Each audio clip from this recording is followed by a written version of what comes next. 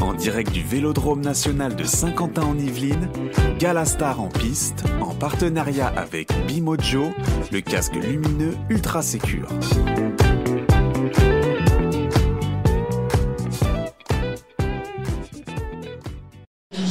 Voilà, nous sommes toujours sur le gala Star en piste au Vélodrome national de Saint-Quentin en Yvelines. Le record de l'heure a été battu, je crois qu'il a fait 27 ou 28 km, quelque chose comme ça. On commence en même temps là-bas, de l'autre côté sur le podium, l'élection de Miss Vélo. Nous avons reçu tout à l'heure toutes les Miss. Et maintenant, à notre plateau Radio Cyclo, on a la voix du vélo en France. 41 Tours de France à son actif, voix officielle du Tour de 1974 à 2014. Bonjour Daniel Manjas. Voilà, bonsoir. Bonsoir Daniel, ça nous fait plaisir de vous recevoir. Vous êtes vraiment la voix. Qui ne connaît pas votre nom et en tout cas votre voix, vous avez commencé à 25 ans, 1974. Vous avez terminé en 2014 le Tour de France, les grands tours. Vous continuez sur d'autres courses. Oui, absolument. Je commande toutes les épreuves Coupe de France, les 4 jours de Dunkerque, le Tour du Limousin, le Tour Poitou-Charentes, également les boucles de la Mayenne, enfin toutes les compétitions, les championnats de France, route et cyclocross.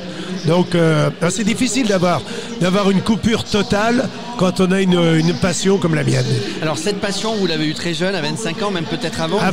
Vous étiez coureur cycliste amateur peut-être? Non, même pas, parce que je suis comme Bourvil. Moi, j'ai commencé comme apprenti boulanger. Donc vous savez, quand vous travaillez la nuit, c'est extrêmement difficile de faire du vélo. Donc j'ai pris mon premier micro à l'âge de 15 ans, 16 ans. Donc c'était la passion du micro et du vélo. Et j'étais quelqu'un de timide. Donc finalement, ça a été le meilleur remède pour vaincre cette timidité. J'avais commenté une course chez moi, la première, et les commerçants m'avaient dit on te donne 1 franc chacun si tu commentes. Bon, je regrette, il y avait que 6 commerçants dans la commune, donc j'ai pas fait fortune, mais c'est parti comme ça et c'est le champion de France. 5000 pieds à l'étrier, exactement. Et pourquoi le vélo? Pourquoi le vélo? Parce que j'avais un cousin qui avait 15 ans de plus que moi et qui était coureur indépendant, c'est-à-dire qu'il courait avec les pros.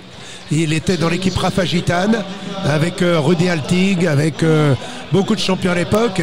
Donc comme il avait 15 ans de plus que moi, il avait 25 ans, j'en avais 10. Et il a gagné l'Essor Breton, le circuit du Finistère. Il a fait 10e de manche océan, 128 km contre la montre, juste derrière Charlie Gaulle et Roger Rivière, qui étaient les stars de l'époque. Donc, comme c'était mon cousin, pour moi c'était mon idole et j'ai eu envie de commenter ses exploits.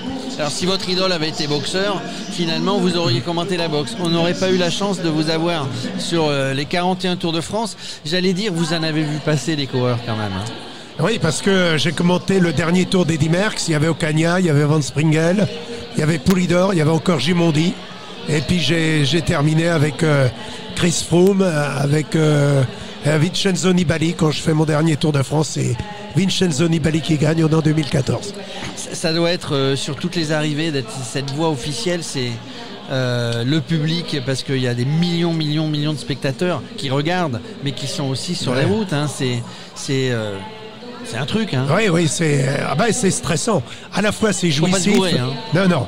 À la fois c'est jouissif, mais c'est stressant également. Ouais. Ça c'est clair. Et alors, faut avoir une excellente mémoire. Oui, j'ai la chance, ma femme, quand elle m'envoie faire les courses, j'oublie la moitié de ce qu'elle m'a dit de ramener. Ouais. Elle me dit, si tu pouvais avoir la même mémoire pour faire les courses que celle que tu as pour tes palmarès de coureurs, ce serait l'idéal. Durant ces 41 Tours de France, encore une fois, vous en avez eu passer. Le vélo a un petit peu changé, mais il faut toujours pédaler. Ouais. Les grands champions, il y en a eu. Vous en avez cité tout à l'heure. Qui est-ce qui vous a le plus marqué? Alors, on va dire un Français, un étranger. Moi, je vous donnerai. Moi, le français, c'est Bernard Hinault pour moi. Oui, moi aussi. Oui. Pour Bernard Hinault. Après, l'étranger, pour moi, c'est comment il s'appelle l'espagnol? Pas Contador, mais Miguel Indurain. Ah, pour moi, c'est Eddy Merckx. Oui. Ouais. Alors bon, parce que je suis plutôt latin. Évidemment, Eddy Merckx. Mais il y a eu des époques, il y a eu les Espagnols. Eddy Merckx qu'on appelait le cannibale. Oui, parce que la force d'Eddy Merckx, c'est qu'il était présent du début à la fin de saison, alors que Miguel Indurain était à croire un peu qu'il courait à la manière de Jacques Anquetil. C'est-à-dire que un petit pas d'économie, il se savait le meilleur contre la montre et il savait que c'était là qu'il pouvait faire la différence. C'était donc Merckx, c'est le plus complet des 50 dernières années. Il a gagné, je crois, 7 fois Milan-San Remo et il était là encore au Grand Prix des Nations, au Tour de Lombardie. Son palmarès, il ne manque qu'une seule course à son palmarès, c'est Paris-Tours. Ce qui faisait dire d'ailleurs à Albert Bouvet Eddy Merckx et moi, nous deux, on a tout gagné. J'ai gagné Paris-Tours, il a gagné le reste. Ouais. Et alors, le vélo a changé, le vélo de compétition, ce vélo professionnel. Vous l'avez vu évoluer, hein. Oui, j'ai surtout vu le calendrier évoluer. C'est-à-dire qu'auparavant, tous les coureurs les meilleurs du monde faisaient leur carrière en France, uniquement en France, en Belgique, en Italie un petit peu. Maintenant, on course sur tous les continents. Et il y a des stars qu'on ne voit que sur le Tour de France et qu'on ne reverra pas sur le reste de la saison. On avait la plus belle part du gâteau et maintenant le gâteau se partage et la part que nous avions de stars dans notre pays, parce que moi quand j'ai commencé j'avais les mêmes coureurs à Paris-Nice, au Midi Libre, au Dauphiné, au Tour de France, et puis après le Tour c'était les Critériums et pendant 3 semaines, un mois même, on était avec les stars du Tour à sillonner toutes les routes de France, tout ça a disparu. C'est la plus grosse différence par rapport à l'époque, ou c'est plus l'équipement ou la team, la radio, etc. L'équipement a changé, les coureurs maintenant se fixent un objectif dans l'année, arrivent au pic de forme au moment où cet objectif est donc à atteindre, donc c'est complètement différent, alors qu'auparavant, je disais avec Raymond Poulidor, il était là à Paris-Roubaix, il était là au Grand Prix des Nations, on disputait toutes les courses avec l'envie de gagner, alors que maintenant c'est très maîtrisé, tel quoi on va viser le Tour d'Italie, l'autre le Tour d'Espagne, l'autre le Tour de France. Et on a des saisons de plus en plus longues, on a l'impression que la carrière du coureur est de plus en plus rétrécie. Du coup il y a moins d'imprévus? Ah bah oui, souvent on me dit raconter des anecdotes. J'ai pas d'anecdotes sur le cyclisme moderne.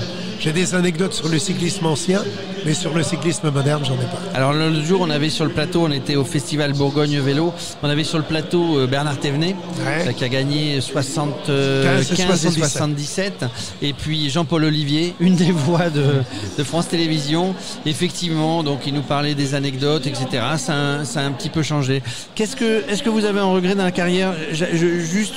Moi j'ai une idée, peut-être, vous allez me contredire ou pas, mais est-ce que là, avec les Jeux 2024, est-ce que vous n'auriez pas aimé commenter la course sur route JO? Est-ce que vous aviez commenté la course du championnat du monde en France quand Hinault a été champion du monde à Sallanches? Oui. C'était vous? Oui, j'ai fait les championnats du monde en 80 à Sallanches, j'ai fait 89 à Chambéry et puis j'ai fait 2000 également à Ploué, sans oublier ceux de cyclocross à Pontchâteau. D'accord. Et les Jeux j'aurais aimé, mais je suis arrivé au monde 10 ans trop tôt. D'accord. En tout cas, Daniel Mangeat, vous êtes le speaker aussi, un des speakers officiels de ce soir.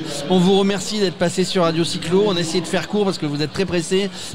C'était vraiment un honneur de vous recevoir sur le plateau. C'est un honneur et un plaisir partagé. J'ai vu que vous aviez des relais très efficaces, donc je vois qu'on était bien parti pour faire un bon contre-la-montre par équipe. Allez, on a fait un bon contre-la-montre. Merci Daniel. En direct du Vélodrome national de Saint-Quentin en Yvelines, Galastar en piste, en partenariat avec Bimojo, le casque lumineux ultra sécure.